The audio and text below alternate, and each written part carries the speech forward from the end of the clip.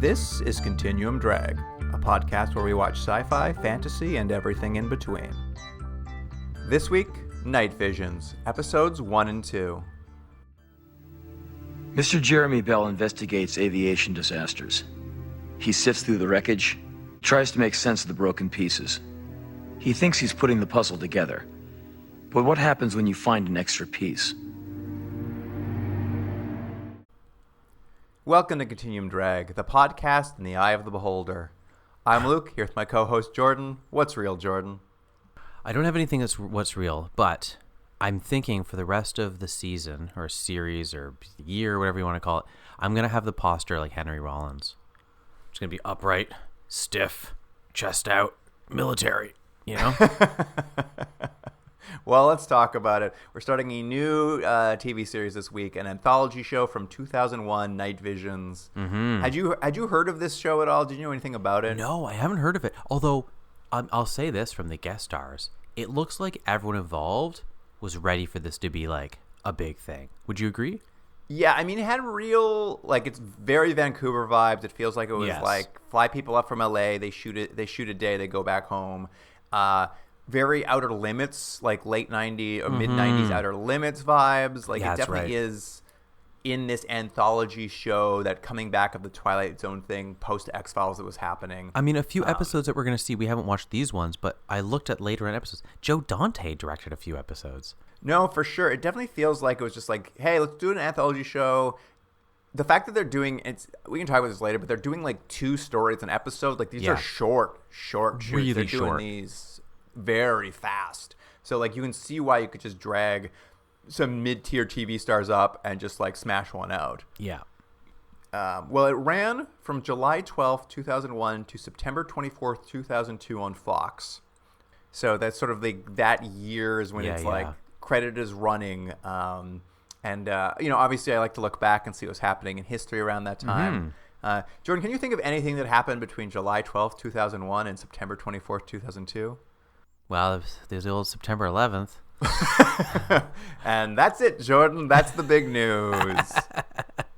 A quick 9/11. In fact, actually, Jordan, when I was looking at it, the show actually ran basically from July 12th, 2001 till the week of 9/11, and then goes off air for an entire year. And then 1 year later in September 19th, basically a year later, they basically jammed the last 3 episodes out over 7 days.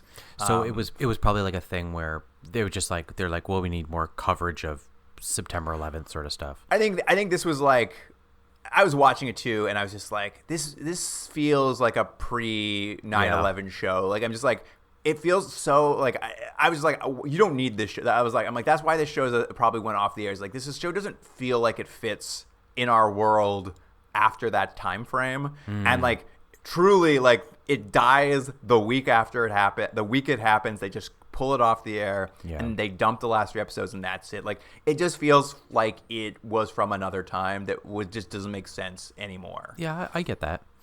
So I wasn't surprised to see. I'm like, oh, that makes sense. So really, it aired for like a small window. 9/11 happens, and then like they just have 3 episodes they dump a year later just to be like, get them out of here.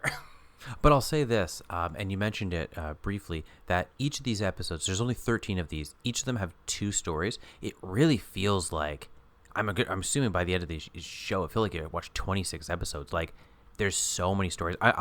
We will discuss whether it's a good idea or a bad idea to have these two stories in an episode, but man, it flies by. Yeah, but since we're still on the topic of like what's happening around this time, Jordan, why don't we just for funsies, the 74th Academy Awards happened during that period of time. Who was the host and what was the best picture? Your favorite game to play? It's in 2000? So it would have been the 2002. Oof. I'm going to guess. I got a couple of guesses for host, but I got to just go for it. I'm going to guess it was Jon Stewart. But I have a secondary guess, but I'm going to guess it was Jon Stewart was the host. And 2001, what won the Oscar? Well, it'd be the 2002 Oscars, but obviously it'd be the year previously be the movies. I think American Beauty won in '99, and then I'm trying to think what happened after that. I mean, it was probably something like terrible, like Crash or something like that. Jordan, Best Picture was A Beautiful Mind. Russell Crowe was still doing it. And the host, Whoopi Goldberg. Whoopi Goldberg was back in 2000, huh? Yeah. Wow. I think you're way too, you're, I'm way too ahead. I think you're advanced. Yeah. I think you're way too ahead, maybe. Wow, Whoopi. She at least did it 3 times. Also, what was a surprise to me, Jordan, this is the only show or TV movie we've watched in the 2001 time period, 2001, 2002 time period. I was going to say, I thought Harsh Realm was this time, but Harsh Realm might have been a little earlier. It was earlier. Yeah. It was sort of pre.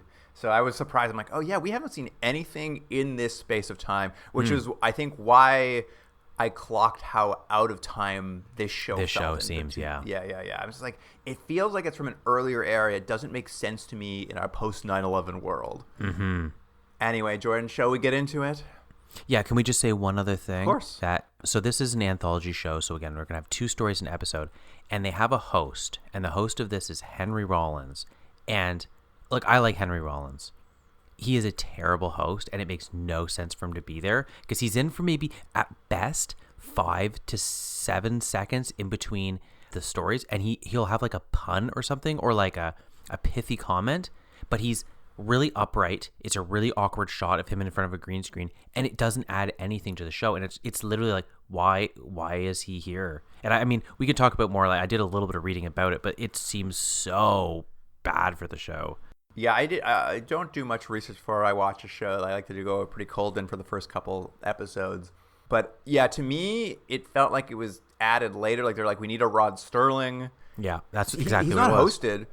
He's not even credited. He's not even credited as host. So it feels like it just feels like he was available or somebody. He was like on the line. Like, do you want to host this? Because it is him, and it feels like they'd written more for him to say, and it's been cut out because he's up there for, you're right, like less than 5 seconds, and it feels like it's the middle of a sentence they're putting in. It's just like really weird. We'll talk about it as we go, but it's very odd. Yeah, agreed.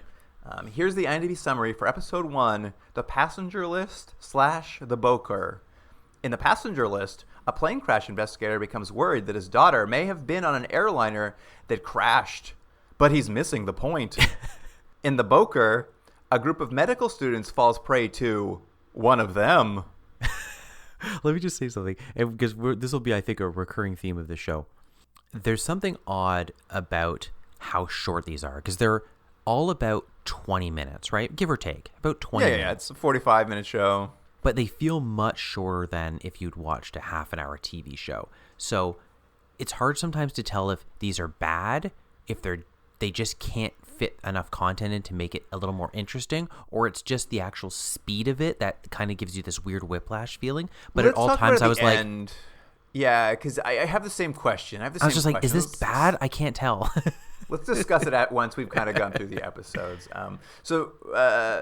As we've talked about, Henry Rollins is there to do a quick, like, clippy kind of thing where he awkwardly stands in front of the camera, and they're all very odd. Like, in this one, he's just like, he introduces, like, it's like, Jeremy Bell's an air crash investigator, but what if something's not on his list? Like, it's something like that, and you're like, what?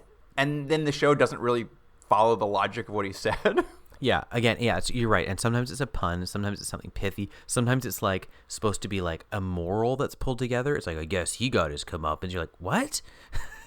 But it does introduce us to the fact that it's about this airline crash investigator played by Aidan Quinn. Mm-hmm. Nice to see him. And we start off, he's walking around the forests of British Columbia through a pretty good plane crash. Like, all the plane crash stuff we see is like pretty high budget effects anyway. Like, it looks great. It looks like they're doing a lot with what money they have. And as he's wandering through this plane crash, kind of investigating it, some paramedics roll in and they're just like, hey, how did you get here so fast? This plane just crashed. And he's just like, I was just walking by. Okay, so at this line, did you... We won't explain everything. Did you get what was going to be the plot of this story? Like, did you get what was going to be the reveal? I know what the twist is going to be pretty quickly, but at this point, I was just like, at first, I could have gone a few ways for me. I was just like, oh, is he like, does he have like a preternatural knowledge of when planes are crashing or something? But you're right. It gets there pretty quickly. But the idea being he somehow beat everyone there. Like he gets a text message while he's there, and I was just like, oh, is he getting called to a different plane crash? And then you come to realize it's like, no, this is just the text telling him to come to this particular plane crash. Yeah. So he's a guy who specifically investigates plane crashes and why they happened, and they sort of give the impression that like he's kind of the best of the best. Like he's really good at it, and he's always has this how many ability. Guys can have this job? There's not that many plane crashes. I know. They sort of keep saying like he's the best, the guy there is, and I thought the same thing. I'm like, he's got to be the only one. Yeah, there's not that many of these. I will give this to the episode. It has this really weird, hazy sort of photography. It's occasionally quite stylish.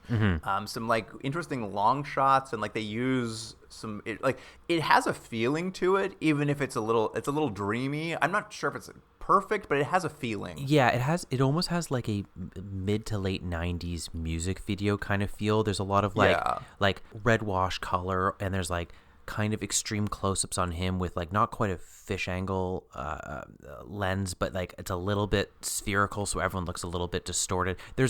I would agree, there's a lot of style in this one. You're like, okay, I don't know if I really like it, but the director's at least trying something. Yeah, there's moments where they've kind of got Kubrickian shots. Like I'm like someone's trying something here at least.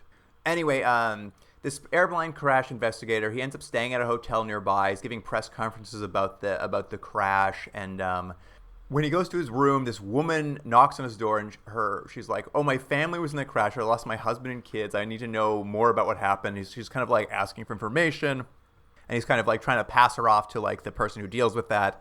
And then she just starts making out with him, which was weird. It's weird to come in and go, "Hey, I need to talk to you because my family just died.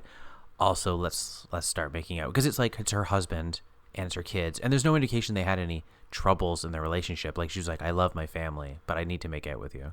It's just sort of like a little unusual, and they're kind of like, "Is it just trauma?" And then like he obviously is like, "No, we can't be doing this," and he's like, "Well, maybe we could be doing this," and he starts getting into it, and then his phone rings. And he's just like getting a call from the plane crash to be like, "Hey, where are you? Shouldn't you be here investigating?" And he turns around and she's disappeared. Yeah. And he heads back to the plane crash. He's going through the debris. They're like discussing like whether the plane broke up in the air or broke up when it hit the trees or broke up when it hit the ground. And this is when I clued into the twist. As he's just like, "You'll see by the reports when it comes in, this plane broke apart in the air." And they're like, "There's no way you could know that." And he's just like, "I know." And I'm like, all right, I see where this is going. Yeah. I should mention one other thing is in that press conference, he sees an image of this like woman in red, which kind of happens a few times through it. There's like this mysterious woman that sort of just like appears. I thought that was just the lady he was making out with. No, it's two different blonde women.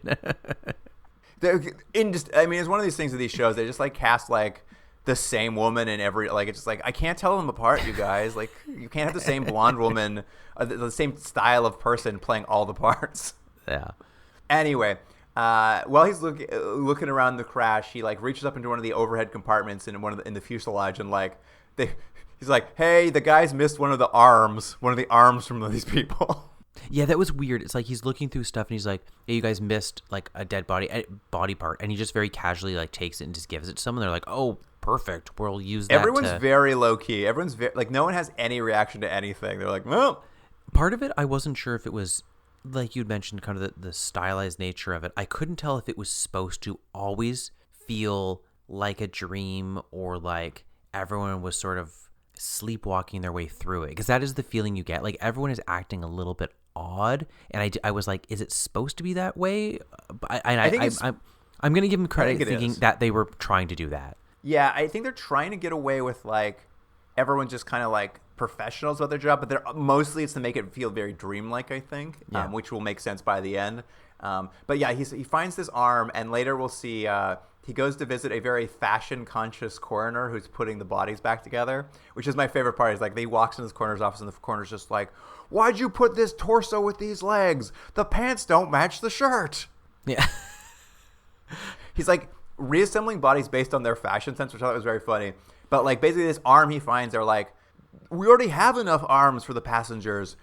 There must have been someone else on this flight," which is like all going into this core, what is going to be the core like struggle for this character Jeremy, is that like he finds the photo of a recent graduate in the plane, and it reminds him of his daughter, who is also a recent graduate, and he starts freaking out. He's just like, I get passes to fly anywhere I want because I'm a plane crash investigator. And I'm like, oh, this is so pre 9/11. Like, you don't have to be on the passenger list. And my daughter uses those all the time, too. And he starts freaking out that his daughter, for some reason, may have been on this plane. Yeah. And then he immediately calls his daughter's roommate to ask, like, it was my daughter. Did she get on a plane today? And, like, they try to obfuscate it. How do you say that word? They try to, like, hide. Yeah, well, I know what you're saying, because the conversation is weird because they try to get around how people would normally respond to these sorts of questions. Like, he calls and he goes, hey, is my daughter there? And she's like, she's gone. The roommate's like, she's not here, gone. man. She's gone. And that she just keeps saying that. And he's like, well, did she get on a plane? And she's like, she's gone. He goes, well, but did she get on a plane? I'm worried about her. She's like, I don't know how to answer your question. And he's like, sorry, like, I just want to know, like, is she okay? And she's like, she's gone. I can't talk to you. And I'm like, you're supposed to be like, is he having a problem with reality? Is he disassociating in some way? But I kept thinking after that scene, it's very clear his daughter's dead. Yeah, it's like, that's the thing. His daughter's clearly dead, but it's one of those things where the scene didn't quite work, because if you were that roommate and a very distraught father called you and said, is Amanda there? You'd be like, are you okay? Like, your daughter has died. She's been dead for 2 years. Yeah, but it's like instead of saying, you wouldn't just keep saying, she's gone. I'm being vague about it. But like, they have to keep hiding their hand a little bit. But it is one of those scenes where you're like, oh, guys, this one didn't work. Well, it's funny, too, because they're trying to hide their hand a little bit. But they very quickly, like, he says it to one of his coworkers, and the coworker just, like, flat out says, is like, no, your daughter's been dead for 2 years. And as you said, these are 20-minute episodes, right? Like, yeah, the length of time they can hide it for is, like, 2 to 3 minutes. So, like, you're kind of like, you're like, it's not subtle. You're like, oh, she's dead. And then 3 minutes later, one of his coworkers is like, no, dude, your daughter's been dead for a couple of years. And, like, we're kind of left with this idea. It's just like, why is this man going insane, basically? Like, he seems to be just going insane now. He goes back to his hotel room where that lady from earlier has apparently been just sleeping in his bed all day. Yeah. They proceed to have sex together for some reason. Do they actually, or do they just make out again? It's hard to say. It's like all like fast cuts and they're flopping around and stuff. But once again, he gets interrupted by a phone call. They're like, get down to the coroner's office. We've identified the extra passenger. And he's like, okay. And he's going down there. He's freaked out. He's sure it's going to be his daughter. And then as he's walking into the coroner's tent, his phone rings. And on the phone is his daughter. And she's just like, I'm alive and not dead and I'm okay. And he's like, oh, what a relief. He hangs up his phone and the coroner's like, well, I'm not sure you're ready to see this body. And he's just like, I've been doing this a long time. Nothing will freak me out. And they like open the body bag and it's him in the body bag. Because of course it is. Which was, again, one of my first notes on this. Where I was like, when he first arrived at the site, I was like, so I guess he's dead. Yeah. It's pretty clear where this is going very quickly. And then he wakes up on the plane.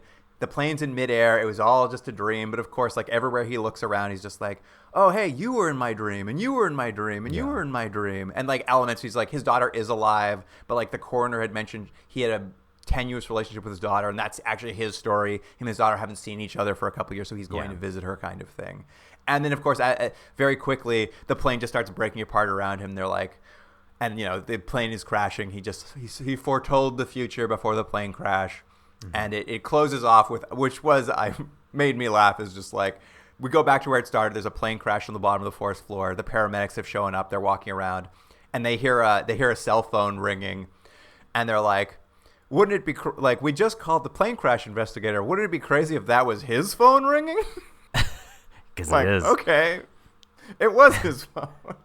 But yeah, it goes by so fast. It's like 20 minutes goes by so fast, and then Henry Rollins steps out and says, guess he was on a list compiled by fate. I'm like, what? What do you mean, Henry Rollins? But I nothing against Henry Rollins. I like him. He's so. It's not his fault. Nothing about this is his fault.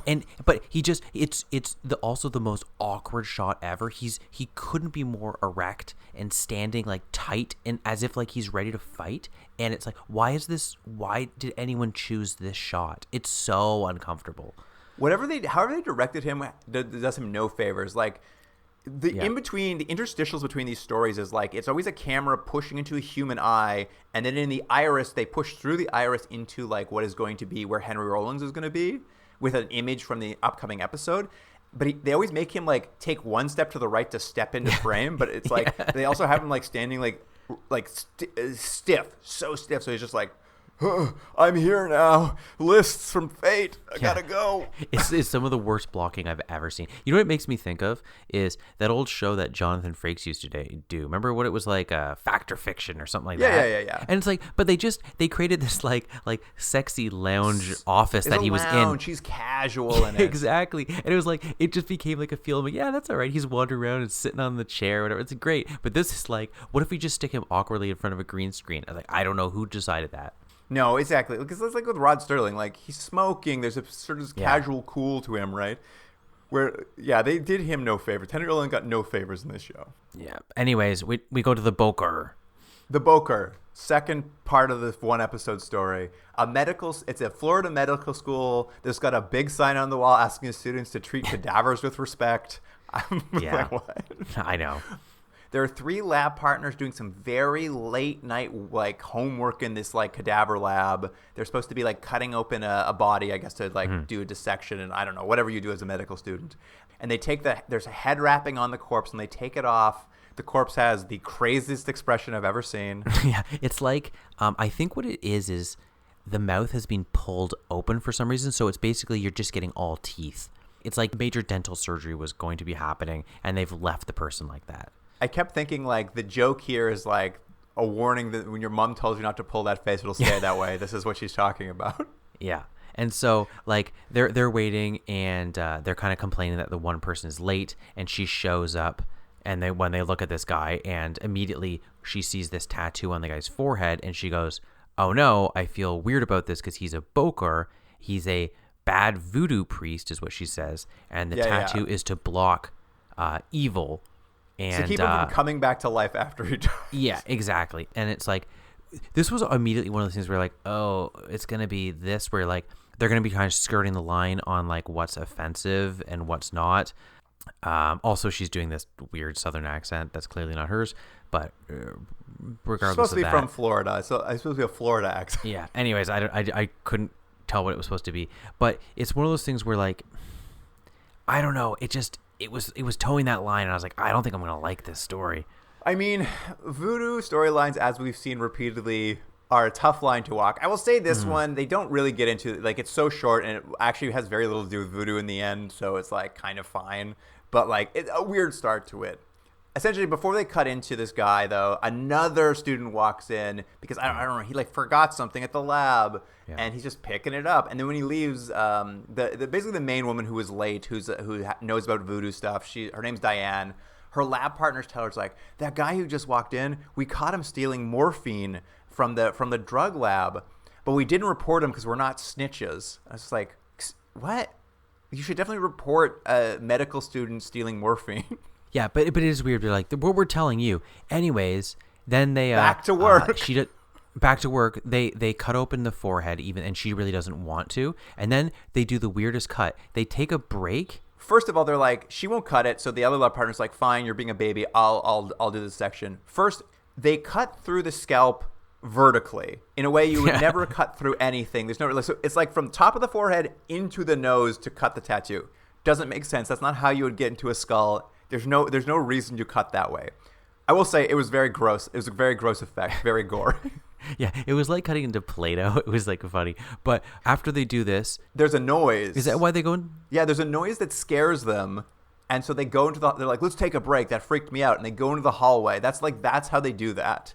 Right. And they go into the hallway. And then for no reason, the two people that were waiting at the beginning are just like really making out. And she's the third person there. Is just standing there watching them. Yeah, Diane's just standing there as her two lab partners just make out on their break. It was crazy. But yeah, the idea is they hear a scary noise, so they take a break after they cut the tattoo. And then when they go back into the lab to continue the dissection, the body's gone, and so are all the body's organs. They've disappeared. Yeah. And they're like, what's happening? Oh, no. And there's more noises, and they're freaked out. Let's just stop right here. Let's say you're one of these medical students, Luke. You're doing this dissection. You're late at night. There's no one really else around. You take a break, and you come back, and the body's gone. Wouldn't you immediately say, hey, it's maybe that other guy that's in the building who just came by? There's only one other person we've seen all night. That'd be my first suspect. I mean, he would be a high suspect. But kind of what happens is They start wandering around. Diane just runs off, and so they end up like spotting her leaving the building. So they follow her into the Everglades. As they're following her into the Everglades, she's acting like weird and non-responsive. Yeah. She's like not behaving correctly like you would in the situation. Yeah. But they follow her into the Everglades. Finally, they find her deep in the forest, and she's like, "Look!" And the body is now standing there, like beating a drum very stiffly beating a drum, and it scares the shit out of the two medical students. They run off and fall into the most comical pit trap you've ever seen. It's like a cartoon dug a big hole in the middle of the forest. It's so big that it would be a real feat to miss it. You need a backhoe to dig this hole. Yeah. But they're running through the forest, they fall into it, and then like they look up and like the corpse is like standing above the hole and then like flops down limply on top of them. Immediately you're like, uh-oh, the zombie priest has them. Oh no, wait, he's just a regular corpse, and it's Diane and the morphine addict. They actually are burying these two guys alive in the forest for some reason. Yeah, basically what it is he doesn't want the guy who they caught stealing morphine doesn't want to be ratted out, and so to ensure that, he's like, I guess we'll kill them. And the reason he can prove that he can't trust them is they told Diane, who is also in cahoots with the guy because they're also together, and it's just coincidental. Also dating separately. Yeah, but it's coincidental that has become the lab partner for these people. Well, you just can't think about that too much. But the whole thing is, she told them all about the voodoo thing, specifically so they could do this setup where they have the guy have a tattoo on his head so that he can get stolen, so that he can pretend he's alive in the forest, so they can get into the big pit they dug. It's a long way to go. So they can kill them because he's a morphine addict. Yeah. Anyway, back to her apartment. Diane's trying to cover their tracks, wash their clothes, hide all the stuff. Mm-hmm. And of course, morphine addict's just like, hey, babe, calm down. I'm just going to shoot up some morphine instead. You need to chill out a bit. Yeah. She's so indignant about it. She's like, we just killed him. She's like, yeah, it was your idea, lady. Like, he's just like, well, it was your idea to kill them. I just came up with the whole voodoo side. There's a scene that happens here where they're talking about stuff, and she's like, I need to know that you love me. And it's really awkward. It sticks out from the rest of the episode. I'm like, why is this in this? Where she's like, I need you to prove that you love me. And he's like, what? He's like, no, of course I love you. But it's like shooting at morphine the whole time. She's like, you're good, right? You're a good boyfriend to me. He's like, let me just shoot up this morphine. I'm like, he's not a good, like, obviously, you just murdered people. Like, what are you talking about, lady? Yeah, and then she sort of realizes that a bracelet of hers is gone, and she's in this nervousness or worry about what they've just done. She's like, I gotta go find that. I gotta go find it. I'm gonna go re-dig up these bodies because I think I've dropped it in the pit, and we don't want to get caught. So funny. So she leaves. Cut to the forest. She's somehow dug up the entire giant pit by herself. Like, it's so big. It's so big. Here's a weird question. Every time you see people doing this in like TV movie and they're digging, they always stop and they hit like whatever they want. Like, I get if it's like a chest, you're digging for treasure or something because they hit like wood or something. But like, she did it when she hit the body. She's like, I hit a body. I don't know if I was digging up that pit, I would know the difference between my sharp shovel going through the ground and hitting a body. I'd unfortunately probably dig into the body a little bit, wouldn't you? Probably. I think you'd be like, there's some sort of root here I gotta get through. Exactly. Like, oh no, it was a femur. But it's so funny because she's digging and and then she's just like, she's digging through and she's just like, I've dug up the whole pit and I still can't find my bracelet. I'm like, you wouldn't have found, like, it's in a pit, lady. You're not going to find it. I know. Even if she dug the whole thing, it was like, you still probably won't find it. And like, the pit is so deep, or the police are never going to find them anyways. It's like a 20-foot pit. And like, then the boyfriend's at the top of the pit looking down. And he's like, sorry, babe. I pawned your bracelet for morphine a little while ago. I just didn't know how to tell you, so I guess I'm gonna now bury you alive in this pit. See you later. No, but so he buries her alive. But the one specific thing is, he says, I pawned your bracelet, and I couldn't tell you that because I didn't want you to think I didn't love you, which was the callback to that line before. And I was like, yeah. What? Which is why it was stuck out so bad, because that's supposed to be the tenuous connection between why he would do this. And I was like, okay. No, he's a morphine addict. That's all you need to know. I know. So the morphine addict drives home. Can you explain? He's driving away he's basically buried his girlfriend in the pit now. So everybody's in the pit now. He's driving home from the Everglades. He pulls up next to two African-American guys in a car, and gets scared and then drives away, and then we never see. I was like, what was that scene? I wrote the same thing. There's no reason for that, and I don't know if it was implying something. Was one of them supposed to be the like body he saw earlier? I didn't think so. No, it's just two guys, and I don't know if it was supposed to be like. It's just like, black people.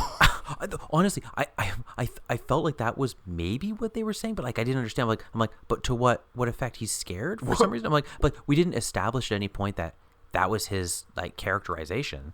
Like, it has nothing to do with anything. Like, it would make more sense if he drove past some cops or something. But like, it's like, all right.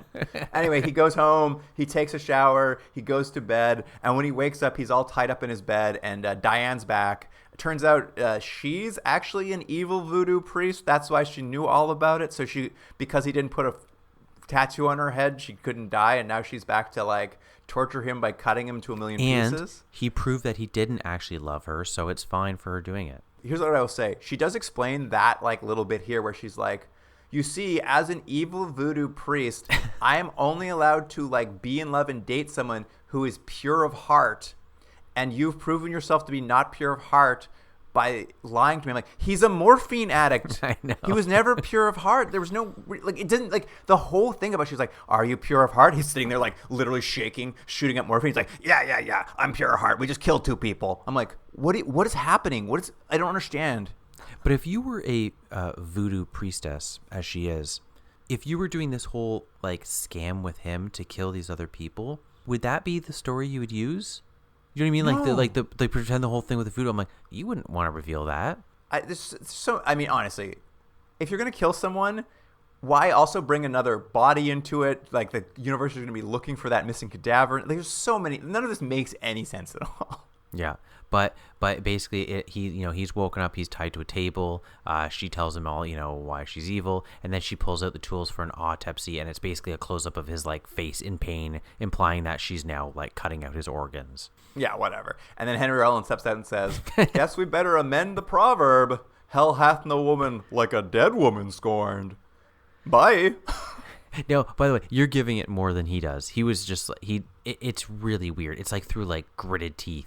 It's so weird. Yeah, I'm just like, I guess that's the moral of the story. Yeah. Let's keep going so we can break this all down when we're done.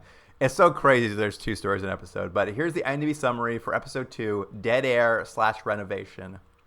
Shock jock Tom Fowler likes to scare his listeners. Tonight, it's going to be the other way around. While doing his radio show, a, quote, shock jock is in for the most shocking night of his life.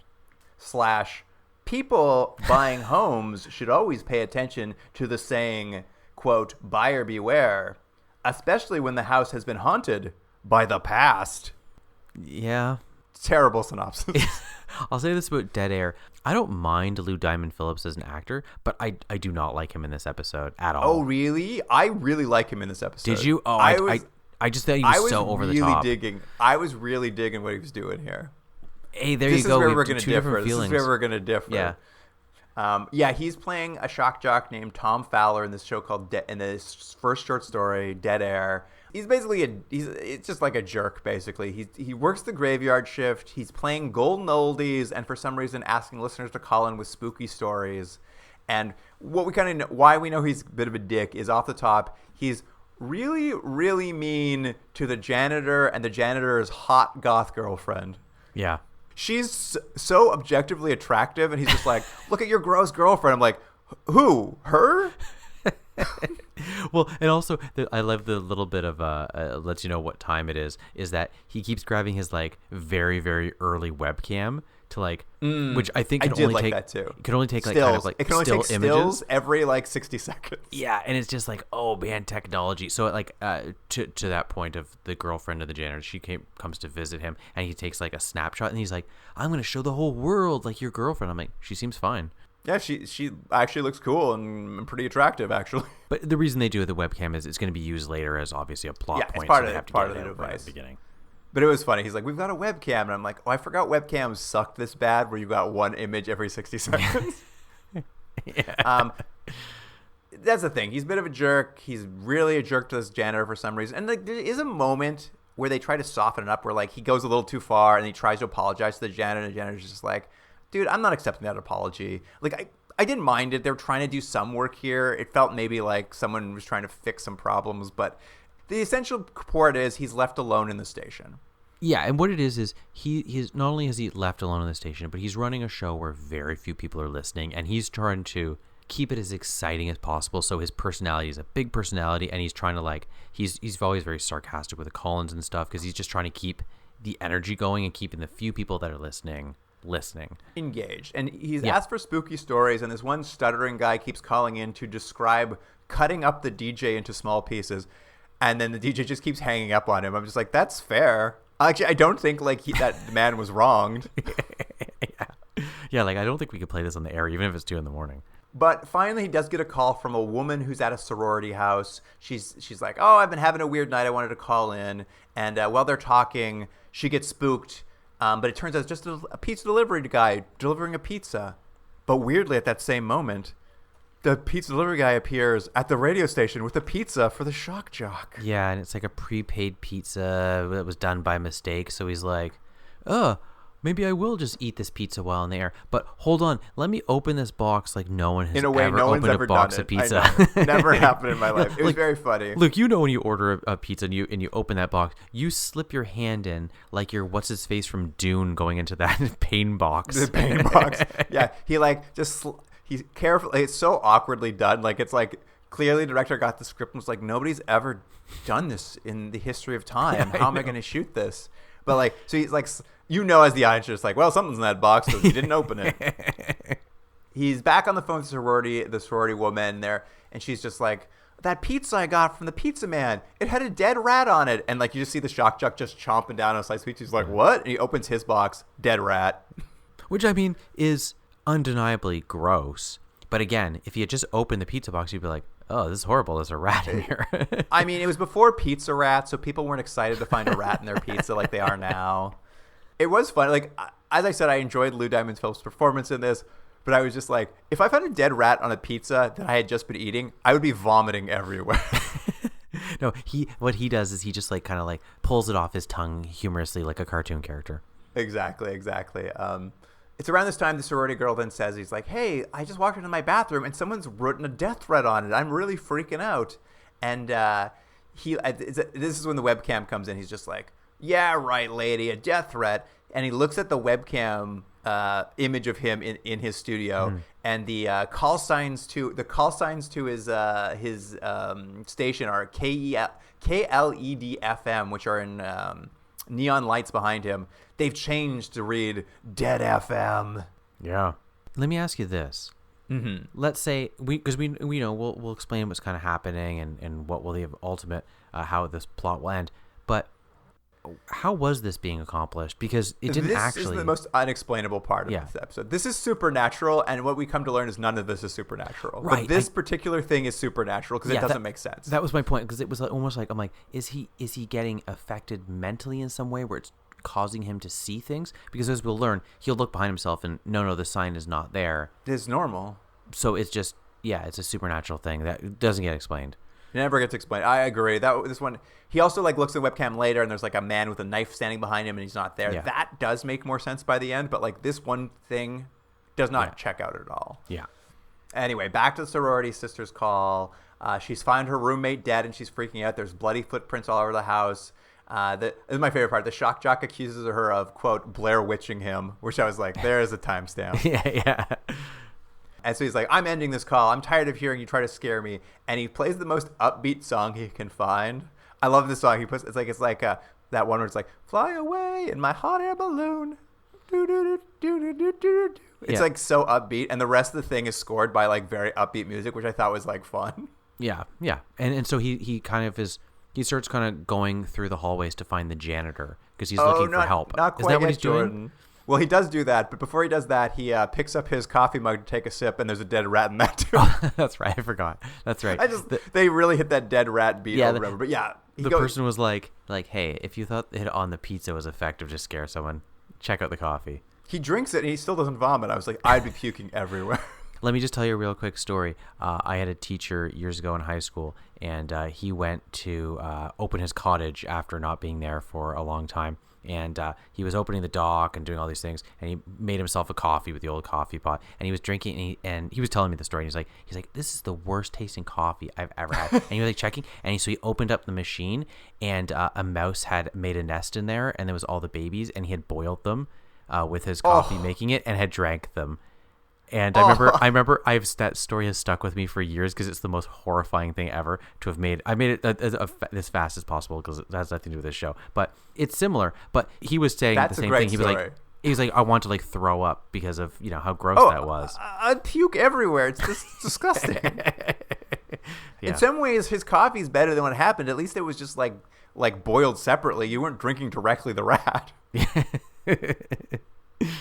Anyway, you're right. He at this point is just like, this is all a prank. It's that janitor who I messed with and his girlfriend. So he starts walking around the station trying to find the janitor who pranked him.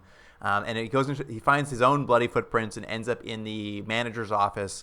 But he finds the janitor like hanging from a noose in there. Like the janitor's been murdered in the office. And then he tries to escape the station, but the doors have been blocked by a car. And he sees like, this was really weird, but for some reason the janitor's girlfriend is like dead outside with a bag. Like it was like, oh no, she's also dead. Yeah, it is. I think it's supposed to be like she's also like pinning the door closed so he can't get out.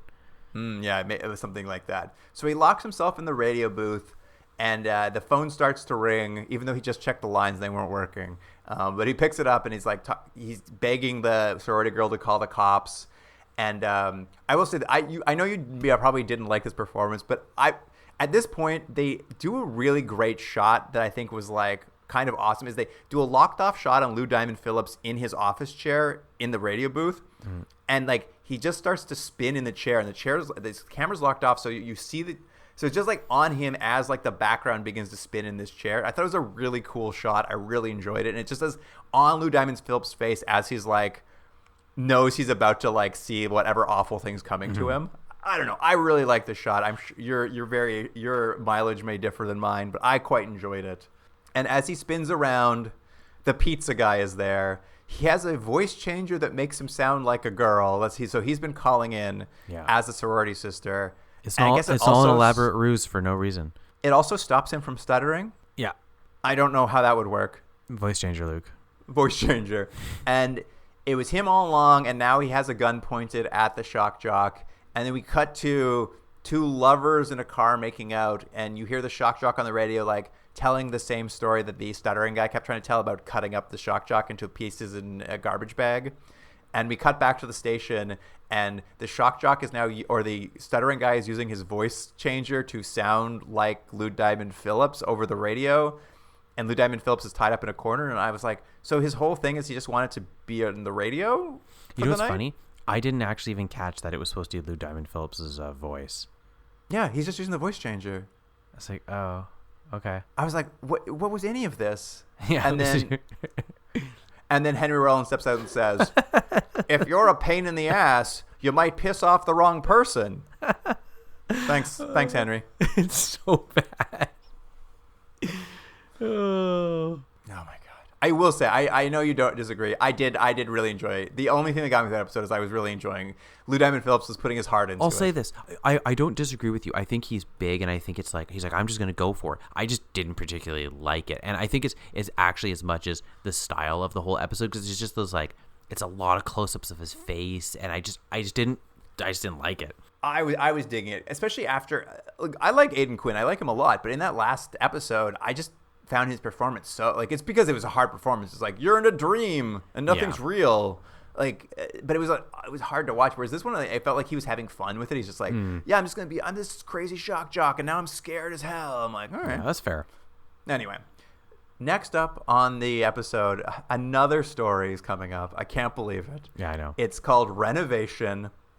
It starts off with a scene in this house of domestic abuse, which is not great, not fun to watch exactly. Okay, let me just say, we were talking about how much, your mileage will vary. This sort of thing I really dislike, and it's not that I have an experience with it as much as I just don't like seeing it on TV. I don't know why, it just like bothers me. And this sort of, unless it's like it's done quite in a very, exploited. It's quite exploitative how they're doing it. that's what it is. If it was done in like a, for lack of a better term, like a classier way, it wouldn't bother me. But it's so exploitative, and it's like, it's a little bit gross. And I just had that feeling the whole time of like, isn't it funny? Like, smacked a woman. I'm like, it's actually not funny, and I don't want to watch this for 20 minutes.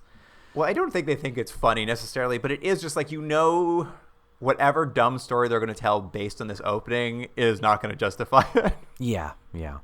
But it is. We see a scene of domestic abuse where a baby in a crib witnesses his father kill his mother, basically with a gun. Yeah. After like quite a bit of smacking around. Yeah, it's this horrible, traumatic thing, and then we sort jump of have, forward 30 years. Yeah, there's a similar sort of couple, also with a baby, looking at this house. And yeah, it's 30 years later. It's been abandoned. They're going to buy it. They're getting the homicide discount, and they're really happy about it. But for some reason, it's not disclosed, which I think you have to disclose. No, they disclosed it. Did they? Yeah, the woman said, I got to tell you, I have to disclose this to you. It's part of the law. A homicide happened. Oh, well, there you go. I missed that. You phased out for that. I phased out because I was so grossed out from the opening. But the idea being is like, this new family who's moving in very much mirrors the original family. The baby's the same age. It's a couple. Yeah. And the couple's played by, what's this guy's name? Gil Bellows. Yeah. Very much a man of the moment in that era of time. Anyway, he's playing the husband, and he's taken time off work so he can focus on renovating this kind of like fixer-upper house.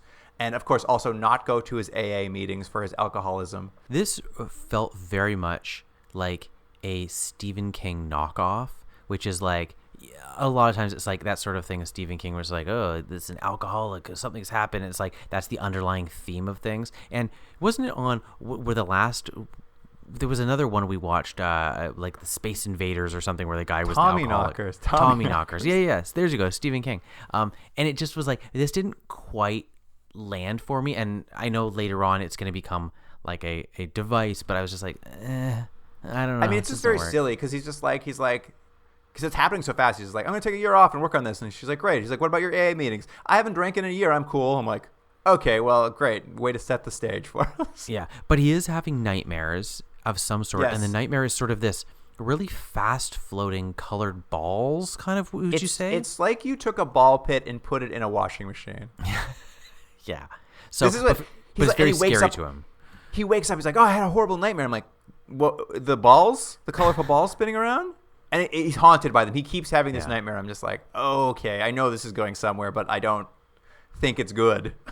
Yeah. So the first time it happens, he's woke up and he hears like someone yelling in the house. So he very much like earlier in one of the episodes, he goes and just grabs a gun. He's got a gun laying around too. Everyone's got a gun laying around. Yeah, and then he sort of walks around the house shirtless for some reason, but finds nothing. It's just sort of like echoes in the house. Well, and that's most of this story. Is he'll spend his time at the house renovating and keeps hearing echoes of domestic abuse. Basically, the ghosts of the dead couple are haunting the place with the sounds of domestic abuse going around. He's so freaked out by it that even when his wife wants to have sex in every room of the house, he can't do it because of the ghosts. And she gets so mad at him. She gets so mad at him that he won't do it. Yeah. Well, no, she's like, yeah, you're not attracted to me anymore. And then she's like, you need to go back to your meetings because of this. And I was like, well, I guess. When he tells her, he's like, I'm having these thoughts that I don't know what to do with. And she's like, yeah, your dick just won't work. It's not quite that bad. I'm exaggerating, but it was like weird. I was just like, this couple seems not good. Yeah. Basically, I'm jumping a bunch of stuff, but basically after kind of this all happens, his wife gets home from work one day, and she finds that when they moved into this house, the basement was padlocked, and the realtor was like, oh, I'll get you a key for it, and you guys can obviously use the basement. I'm not sure why it's padlocked. They've never unlocked that door for the weeks they've been here renovating, and she's shocked to find that the door has been broken open, and someone's finally gone down to the basement, and in the basement was all the original baby's old stuff, and the husband has dragged it all upstairs and basically changed the baby's room to have the old crib in it. I mean, I barely saw it the first time, so it had to be explained to me what I was seeing. I thought the same thing, because it was like, wait, did he take the baby's crib and move it downstairs, or did he change it? Like, it wasn't clear, because you're right, there wasn't like the crib we had seen in the one scene I think we saw the baby in the crib. It wasn't like it was Not particularly evocative. Yeah, it wasn't distinctive in any way. So they're like, oh, you've changed the cribs for reasons. You're like, oh, okay, great. Anyway, but like it's kind of explained to us, and not only that is the dad basically she can't find the dad and the baby, and then her husband comes home with the baby, except he's like super drunk now, and the like abusive ghost is like hanging off his shoulder like his best buddy, being like, yeah, let's get more drunk and beat our wife. And he's like, yeah, that sounds like fun. So he like starts smacking his wife around now because the ghost keeps telling him to. Yeah, it was weird because again they didn't really show why things are escalating. Like at first he's 0 to 60. It's like he's hearing things, and then suddenly this ghost or echo or whatever is now able to talk to him directly, and now it's like controlling him, and you're like, but why? Like, how did that happen? It wasn't like there was because again, it's actually the problem is the time. They don't have enough time to let anything breathe or develop, so it's not like you can see him slowly being controlled by the house and changing in slightly ways. It's something like you're saying, yeah, it's like he just one day is like, well, I guess I'm gonna also beat my wife. And I was like, oh, this is so dumb and gross. Anyway, the ghost basically cajoles him into hitting his wife, and then cajoles him into shooting his wife, which happens. He like pulls out a gun and shoots his wife. Yeah. And then he goes back, and the ghost is like, well, time to do what I did. Kill yourself in front of your baby. But when he gets there, he notices one of the toys he brought from the basement is a ball full of colorful balls, like his dreams, basically. It's like something that spins colorful balls. So he climbs in the crib and starts staring at it. And the reveal is he was the baby from the crib at the start who accidentally moved back into the house his parents were murdered in and didn't notice. Yeah. And then they quickly show that his wife didn't get killed. She just got winged. She got winged. So it's not so bad. She grabs the baby and leaves, and he's just in the crib, and I'm like, he's in the crib like sort of like de-evolving back to a baby or something. Yeah. And then Henry Rollins steps out and says, can't go home again.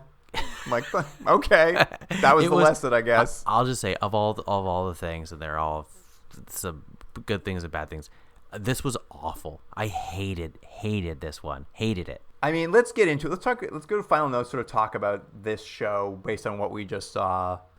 One, I don't know why they're doing two stories. Like, yeah, most anthologies, if am I insane? I think Outer Limits, Twilight Zone, they just did like one story. Why? I don't know why to bother doing two.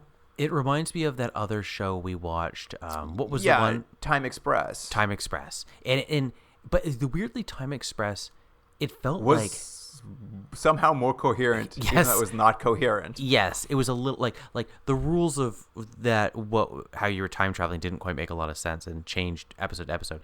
But it felt like they had more time. Whereas this one, it feels like there's a beginning of an idea and they run with it, whether it makes sense or not, and then they just got to get there to the end.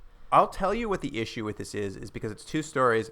What we're seeing is essentially like, if you were to sit in a room and be like, what would be a good anthology show story? It's like, oh, what about an airplane pilot who's having to like look into this thing? And you just wrote out like, here's like the approximate things that might happen in it. And we'll flesh it out later. We'll get to know the characters. We'll know more of their backstory. Or like the couple, just like there's a couple that are going to move in this house. We'll like have a haunting sequence. We'll get to know his backstory over the course of like the alcoholism. We'll spend some time getting... It's like they took a summary of an idea and just shot that. Like it's the bullet points of an idea. It's the first draft of not even a script, but the first draft of a concept. So everything is just like the bullet. Because if you took any of these and then said, hey, instead of 22 minutes, let's make them 40 minutes, you'd have time to like, who's this couple who's in love? What's the deal with this morphine addict and this woman? Like I'm not saying they'd be like a lot better, but we'd understand what's happening. We'd understand motivations. We'd understand like plot momentum.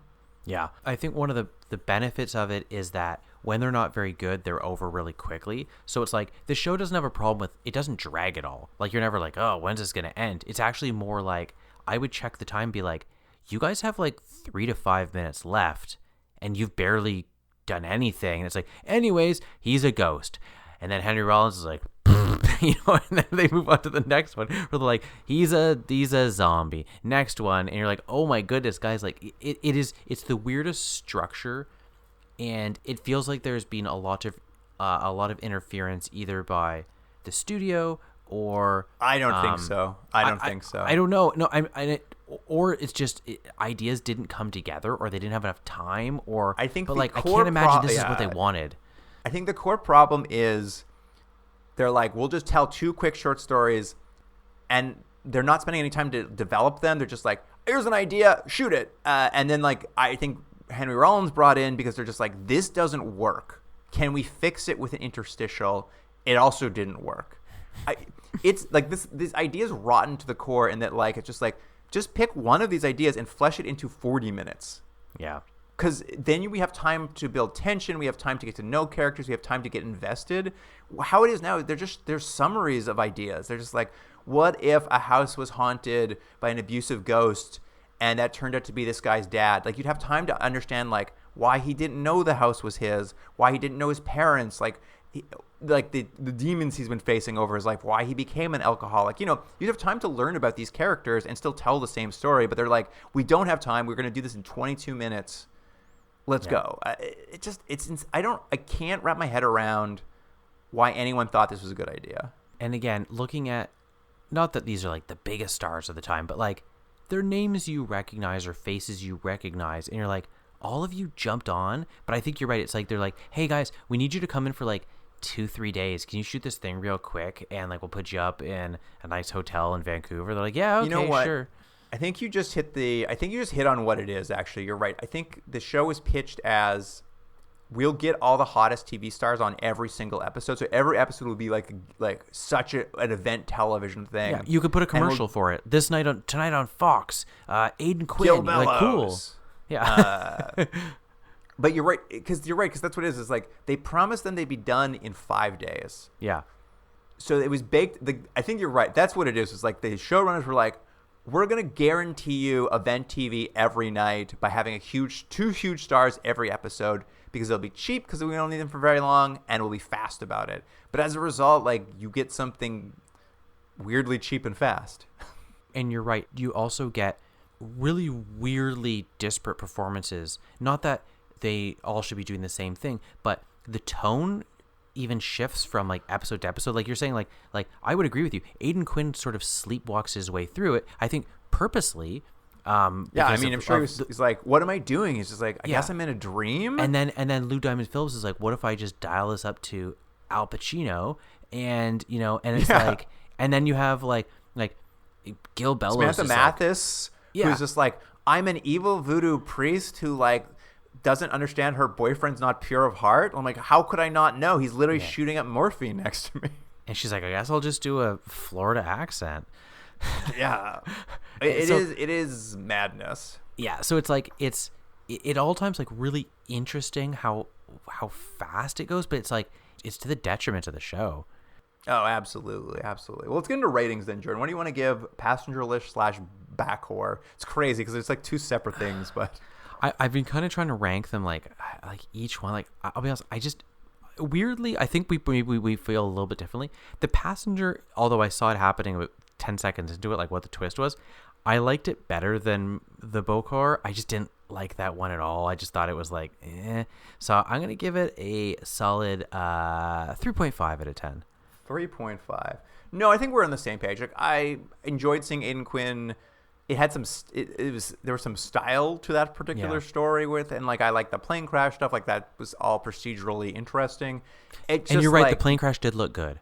It just, you kind of figure out where it's going pretty fast. There's no real surprises after that, and even some of it just doesn't make much sense at times. And yeah, the Backcore, whatever it's called, it's terrible. It's just terrible. It's really bad. I was watching, like, this is your pilot episode. These are the 2 you picked. Like, that's insane. Like if you put these on as the first episode, no one's coming back.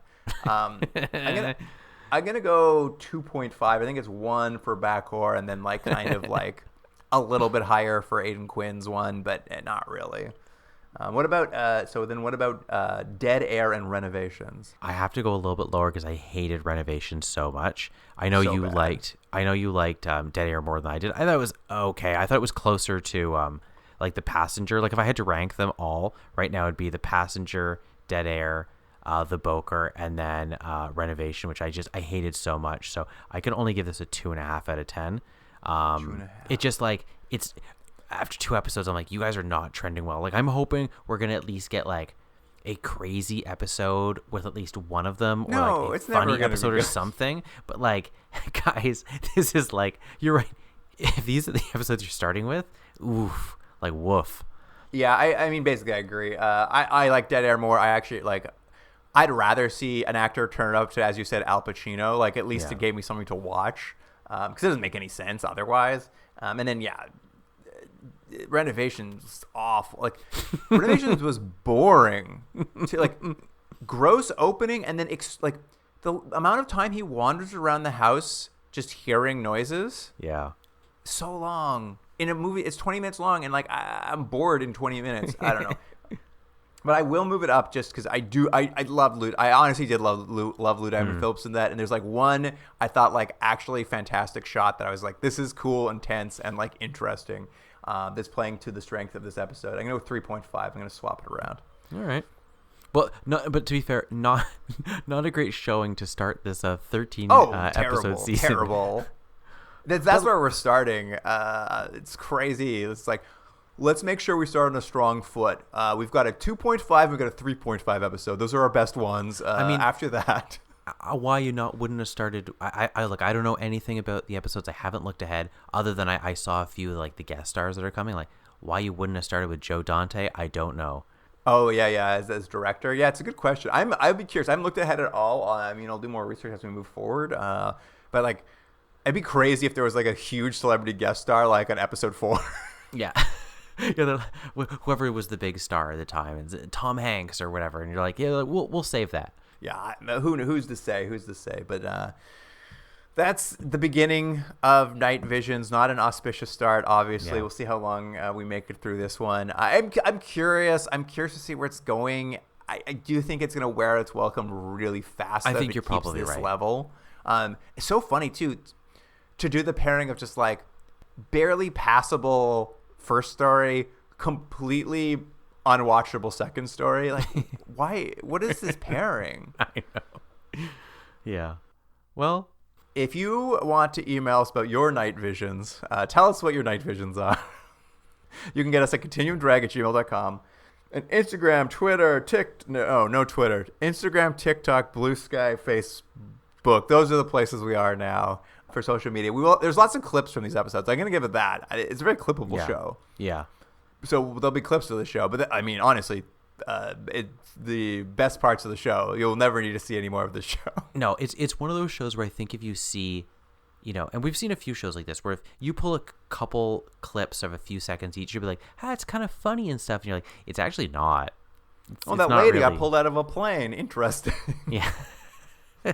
No, they should all just be, all the clips that we put up should just be the Henry Rollins sequences. Just the most awkward thing ever. I think I've pulled many of Henry Rollins' sequences because you just have to see it to believe how stiff and awkward they are. Yeah. Where you can just see him. He even seems to be like, I don't understand how this is going to play. Like, he seems to even in his movements be like worried that this isn't going to work. And it doesn't. He's like aware that he's being directed in a way that's not good. Yeah. Thank you for joining us, listener, for the beginning of Night Visions. We'll be back for more in a few weeks. But until then, enjoy some clips online. And Jordan, I'll see you in the next one. We should finish these with like a Henry Rollins thing. It'd be like, and they found out the podcast recorded them. Like, what? No. Can't get enough Continuum Drag? Commission a bonus episode for charity. Want us to watch an episode we missed after using the escape pod or during a best of run? No problem. Is there an episode of a series we've never watched or a TV movie you want us to cover? You got it. Wish we'd comment on your favorite movie, content, or other weird media? Sure, why not?